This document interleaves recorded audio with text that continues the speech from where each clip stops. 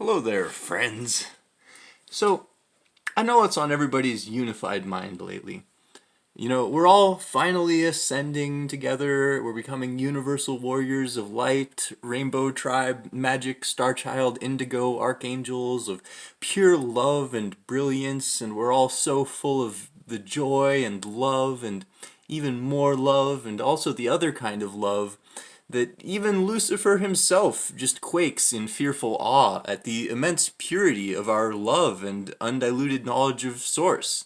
I mean, literally, Lucifer is just like, wow, the humans are like emotionally supporting each other and stuff. Guess I'm gonna have to go get a different planet now. I mean, that's pretty much exactly what Lucifer is thinking. I'm an expert on Lucifer. Please don't tell my dad. He really wouldn't understand. Anyways, so this whole Age of Aquarius ascension process is just going super smoothly. It's super straightforward. We're all just like hovering over all the supposed speed bumps with our magical ascension hover rockets. And we're all unified in the exact same thought right now, which is, how exactly do we create heaven on hell? I mean, like hell on earth. Or how do we create earth? How do we create earth on whatever. You get the idea. The, anyways, the whole thing holding us back right now, I think personally, is the fact that none of us can really quite agree on what heaven or hell or earth really even look like. And so it's kind of hard to unify towards what we're actually trying to make happen here without common definitions. So we need to work on fixing that problem.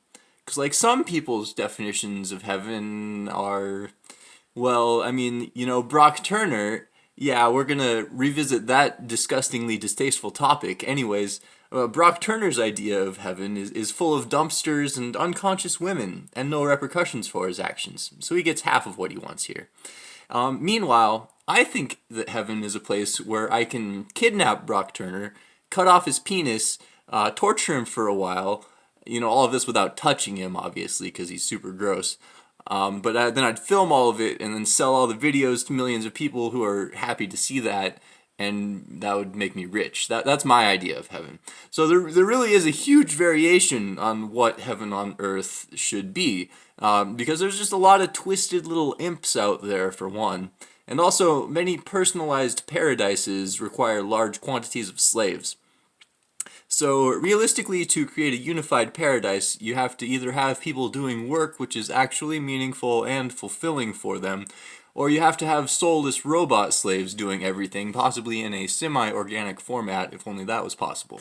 Unfortunately, since most of the humans have at least, like, partial souls, it increases total suffering and decreases heavenly similitude to force them to either compete against one another for the privilege of wages which can barely support their survival or starve. And now, one possible solution to the heaven thing is highly variable law zones and giving people the opportunity to live in whatever kind of idyllic law structure they prefer. That way I can have a lawless paradise heaven where I'm allowed to hunt Brock Turners to extinction for fun. That's just an idea. Anyways, the real questions at the end of the night are, what are the root causes of suffering and how do we eliminate those? Of course, there's many angles to dissect that from. We can say suffering is caused by unfulfilled desire and materialistic attachment.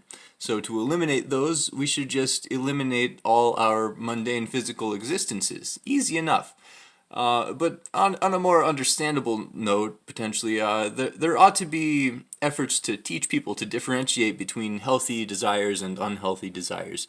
Many people desperately desire to feel validation from the approval of others or relationships or mundane things like that. And that could be a fundamental premise of the pack animal mentality of the species, in which case efforts must be made to encourage the understanding that these are merely primal desires and that higher desires should be pursued and able to accomplish a greater fulfillment.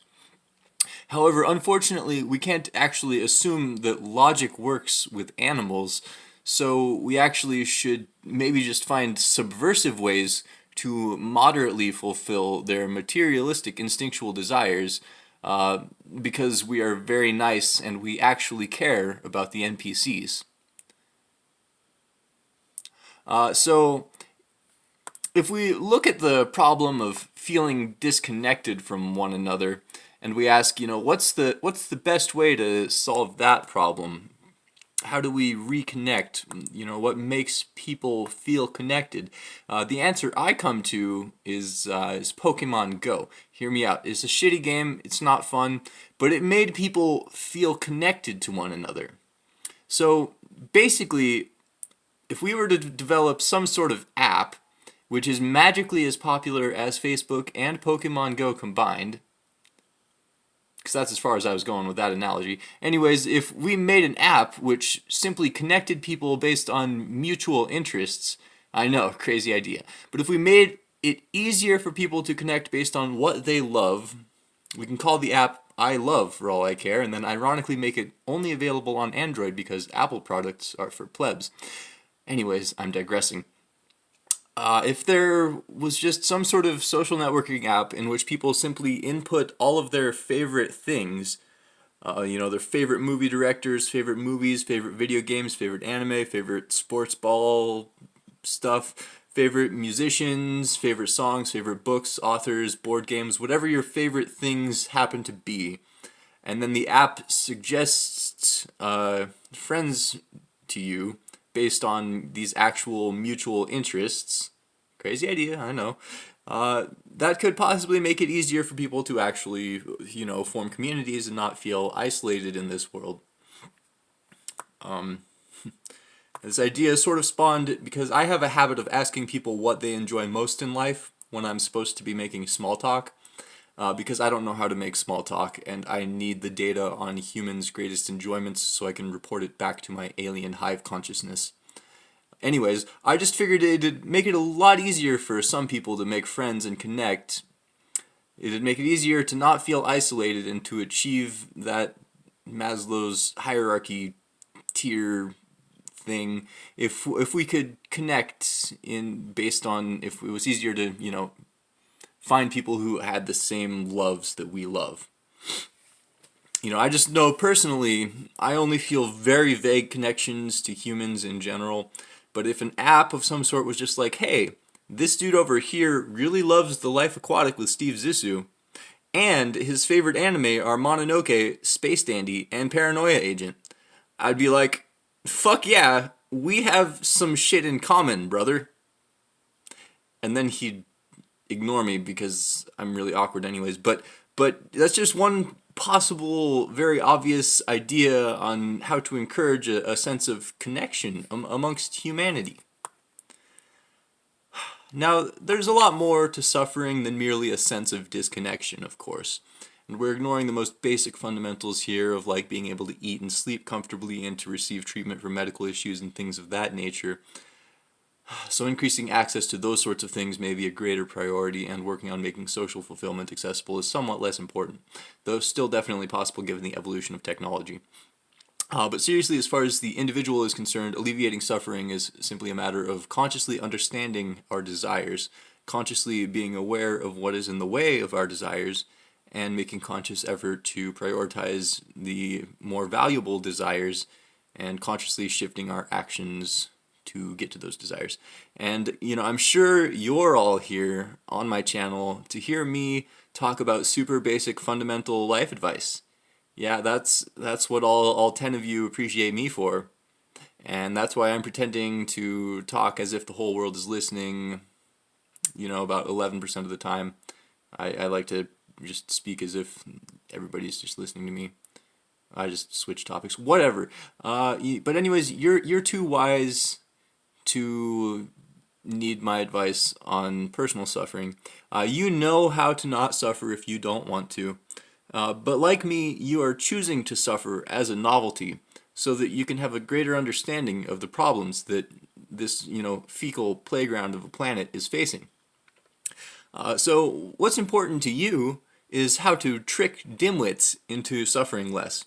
And in my experience, it's really easy to just inject trace amounts of kind and supportive energy into sad noobs individually, and then pretend that that is somehow consequential to the overarching desperation of society as a whole, even though it's actually accomplishing very little except for making them rely on me and desire my friendship, which I definitely do not actually give any of them, because I don't actually have to like people and able to want them to not suffer.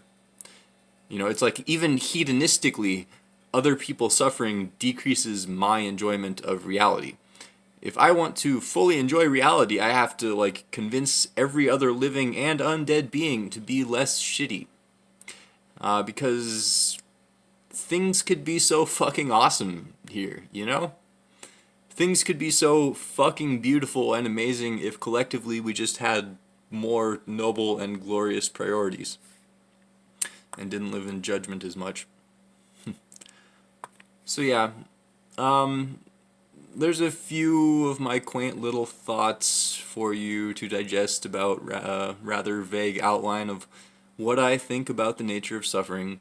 So yeah, hopefully some little bit of all that encourages you somehow to suffer less, and if it doesn't, then, you know, fuck you for suffering. I mean, you fucking asshole. Have you even thought about how your suffering makes me feel?